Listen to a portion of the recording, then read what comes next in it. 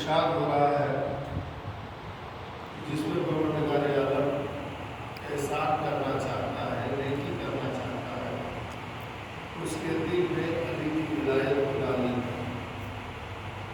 اور جس کے دل میں خدا علی کی ولایت کو ڈال دے اس کے لیے خدا ساری نیکی کو جمع کر دے۔ عزیزو، یہ خدا کا کرم ہے کہ اس نے ہمیں انسان پیدا کیا۔ یہ ہمارے اختیار میں نہیں تھا کہ ہم انسان بنے، یہ اس کا کرم ہے کہ انسان بنا کے بھیجا۔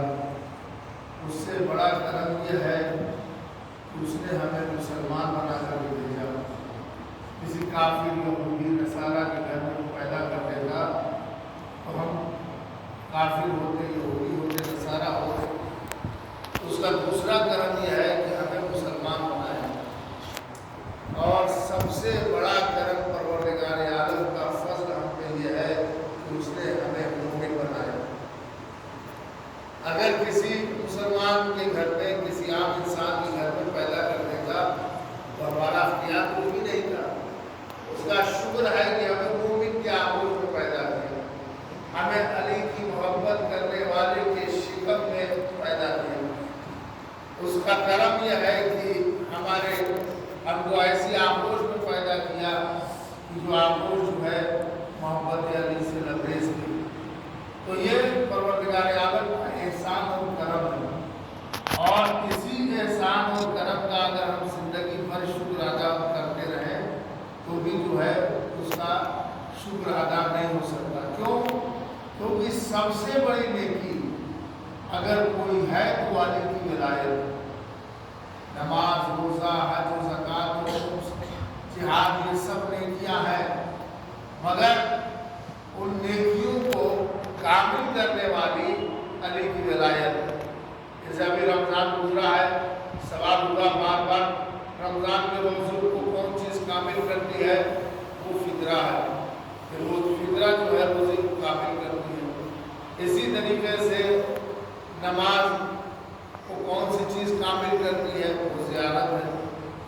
عزیزان محترم، حج کو جو چیز جو ہے کامل کرتی ہے وہ طواف النساء ہے۔ تو ہر چیز کو ایک چیز جو ہے کامل کرنے والی ہے، مگر ساری نیکیوں کو جو چیز کامل کرتی ہے وہ ہے علی کی ولایت۔ کیونکہ بغیر ولایت علی کے نماز، روزہ، حج و زکوٰۃ سب بیکار ہے، کوئی کام کا نہیں ہے، کسی مقصد کا نہیں ہے جب تک کہ علی کی ولایت نہ ہو۔ تو سب سے بڑی نیکی خدا نے ہم کو یہ عطا کیا، اور کرم اور اس کا احسان ہم پہ یہ ہے کہ اس نے ہمارے دل میں علی کی ولایت کو ڈالا۔ اس نے ہمارے ایسے خون سے پیدا کیا کہ جو لہو جو ہے پاک و پاکیزہ تھا، ایسے گھرانے میں پیدا کیا کہ جو گھرانہ علی سے محبت کرتا تھا، علی کی مودت دل میں رکھتا تھا۔ عزیزان محترم، محبت علی دل میں رکھنا اور جو ہے علی کی محبت کا دل میں پیدا ہو جانا، یہ سب سے بڑی نیکی ہے اور سب سے بڑی دولت ہے۔ کوئی اس کو کم نہ سمجھے کہ کوئی معمولی چیز ہے، کوئی ہلکی چیز ہے، بلکہ یہ ایسا سرمایہ ہے کہ جس کی کوئی قیمت نہیں، ایسی دولت ہے کہ جس کو کوئی بھی چیز جو ہے جس کا بدل نہیں ہے۔ کیوں؟ اس لیے کہ ایک شخص جو ہے امام جعفر صادق علیہ السلام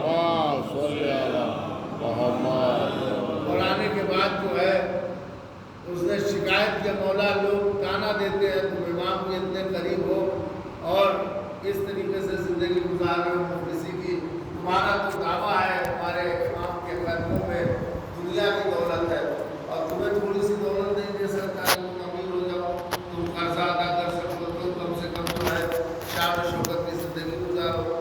کیسا ہے تمہارا مولا؟ تمہیں کچھ بھی عطا نہیں کرتا۔ مولا غربت کا تانا سن کر کے جو ہے اب دل ٹوٹنے لگتا ہے۔ مولا مجھے آپ پہ شک نہیں ہے، آپ کی ولایت پہ شک نہیں ہے، مگر یہ جو تانا دیتے ہیں یہ تانا برداشت نہیں ہوتا ہے۔ ایک مرتبہ جو ہے امام نے کہا کہ اچھا کیا چاہتے ہو؟ کہا کہ مولا میں جانتا ہوں آپ کے اختیار میں کون و مکان کی دولت ہے، آپ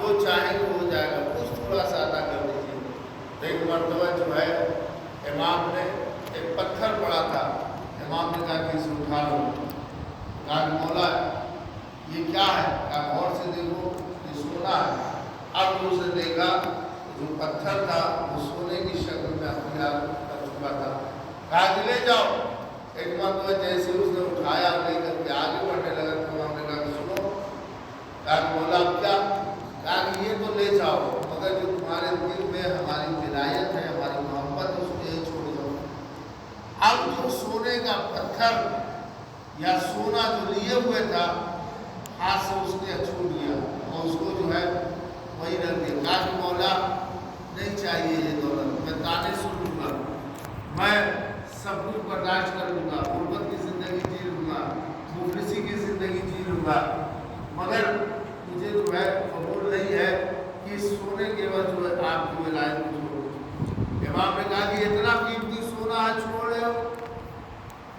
इमाम ने कहा, उसने कहा कि मौला इसकी कोई वक़्त नहीं है, अगर पूरी दुनिया सोने की भी हो जाए तो भी मैं आपकी विलायत को नहीं छोड़ सकता।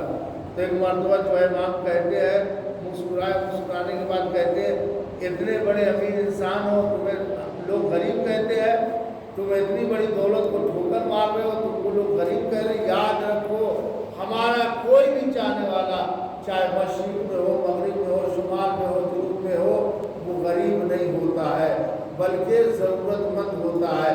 उसके दिल में जो मोहब्बत है हमारी वाइस इतनी बड़ी दौलत है तो दुनिया वालों को उसकी कीमत का अंदाज़ा नहीं है। याद रखना जब अली की मोहब्बत दिल में रखने वाला, हमारी विलायत का इकरार करने वाला जन्नत में आएगा, महशर में आएगा, तब लोग समझेंगे कि ये कितना बड़ा अमीर है। एक सलवात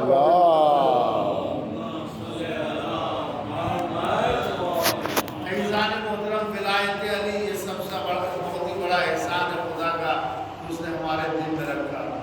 इसके होते हुए कोई भी इंसान गरीब नहीं है। हम किसी शिया को नहीं कह सकते कि शिया गरीब है, क्योंकि इतनी बड़ी दौलत उसके पास है कि अली की मोहब्बत दिल में रखे हुए है। अली की विलायत, चूँकि ये विलायत और ये मोहब्बत हर एक को अता नहीं होती, हर एक को नहीं मिलती, हर एक के नसीब में नहीं होती है। और ये ऐसी अहम चीज़ है कि आलम अरवाह में जब परवरदिगार आलम ने नबियों को बुलाया, रसूलों को बुलाया और तमाम नबियों को, तमाम रसूलों को, तमाम पैगंबर के सामने अपनी उलूहियत, रसूल की रिसालत और अली की विलायत को पेश किया, जिसने जितना जल्दी कबूला, जितना जल्दी इकरार किया, उसी एतबार से उसे मनसब मिला, उसी एतबार से उसे नबूवत मिली। क्यों? 1,24,000 नबियों में सिर्फ 313 रसूल क्यों बनाए? किसी ने खुदा को रोका था, मना किया था, क्या कोई पाबंदी थी? नौबिल्लाह खुदा चाहता तो 600 नबियों को रसूल बना देता, 1,000 बना देता। 1 लाख में छाट करके उसने 313 को बनाया और सिर्फ 313 में 5 पैगंबर बनाए। ऐसा मतलब वजह यह है कि खुदा ने अपनी विलायत, अपनी उलूहियत आलम अरवाह में पेश किया। और मैं ये नहीं कह रहा हूँ, बल्कि जो है ये रवायत बयान कर रही है, बशारतुल मुस्तफ़ा की रवायत है कि इरशाद हुआ कि आलम अरवाह में रसूल ने, परवरदिगार आलम ने अल्लाह की अपनी उलूहियत को पेश किया। जिसने सबसे पहले को बोला उसको उससे उतना जल्दी ओहदा मिला, उतना बड़ा ओहदा मिला। रसूल की रिसालत को पेश किया, अली की विलायत को पेश किया। ऐज़ान मुहतरम जो सबसे पहले कबूल करता गया, खुदा ने उसी एतबार से जो है मनसब और ओहदा दिया। और अगर आलम अरवाह में भी यूनुस जैसा पैगंबर पूछा, आखिर यूनुस को जो है